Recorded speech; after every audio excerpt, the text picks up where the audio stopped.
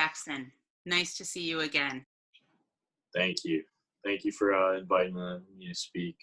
Some time ago, you and I talked about the amazing work that you're doing for the Larchmont Mamaroneck Volunteer Ambulance Corps. And now during the coronavirus, you've been working 24/7, and you've really been serving a very vital role for our community. Can you update us, talk a little bit about that? Yeah, so it's definitely crazy. It's presented the Corps in general, the town, a lot of our emergency preparedness and emergency services division, a lot of challenges.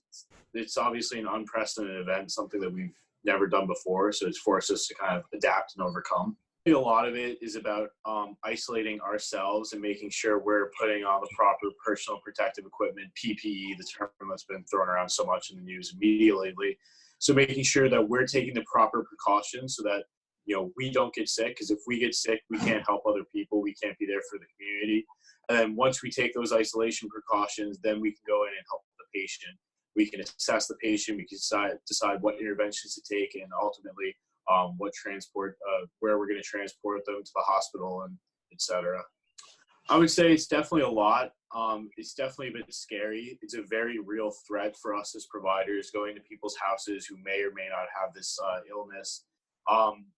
And then for my family, it's a lot of exposure for me, and there's a potential that I could bring that home to them. And that's something I have to take every step to make sure I'm not doing. I have my own personal decontamination procedures. I have to make sure that I'm watching my own exposure levels to keep them safe, because I can't bring that home at the end of the day. It definitely takes it out of you, but you know what?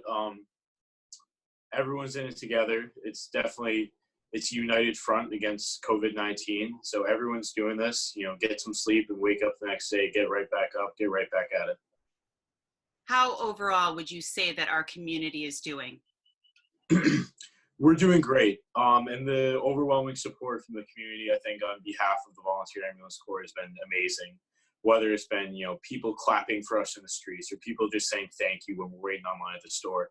People have been donating meals. There have been monetary donations. It's been amazing. And it's a huge morale boost around here, knowing that the community is supporting us and the community has our back in a very taxing time for our Corps.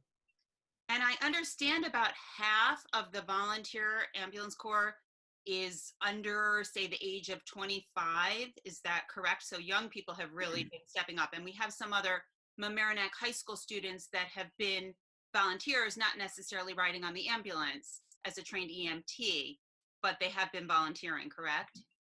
Yeah, so the coronavirus crisis has kind of provided an interesting situation, facilitated some people moving up in the ranks, because some people have had to step back and take less of a role in the Corps just because, for their own safety, really. Whether they have a pre-existing condition or an immunocompromised situation, an advanced age, for whatever reason, they might have to take a step back for their own safety, which has actually provided the opportunity for a lot of young people to step up and fill a lot larger roles.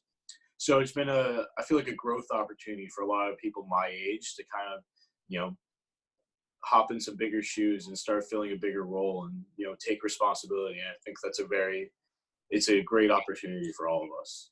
Jackson, you're so busy, so I don't want to keep you, but can you tell me real quickly about your original science research project that you've done for the past couple of years and how that ties into this? Yeah, so I researched the effect of on-scene time for emergency medical services units on the viability and survival rates of cardiac arrest.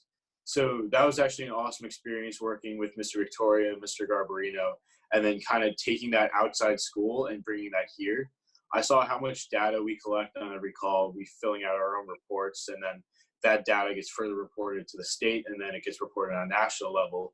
So being able to take that data and perform an analysis and then use it to make meaningful change, take these quantitative statistics and being able to apply it to something like, is how we're instituting our emergency medical responses. I thought it was an awesome opportunity provided by the OSR program. I'm super happy I did it. Well, we always talk about authentic learning and real world experience, and you couldn't have more real world experience than what you're having right now. So anyways, I want to thank you on behalf of the entire community, I want to thank you for all the amazing work that you're doing. I know that everybody is extremely appreciative. So thank you, and please be safe. Thank you. Thank you. Stay inside, stay safe, and we'll get through this together.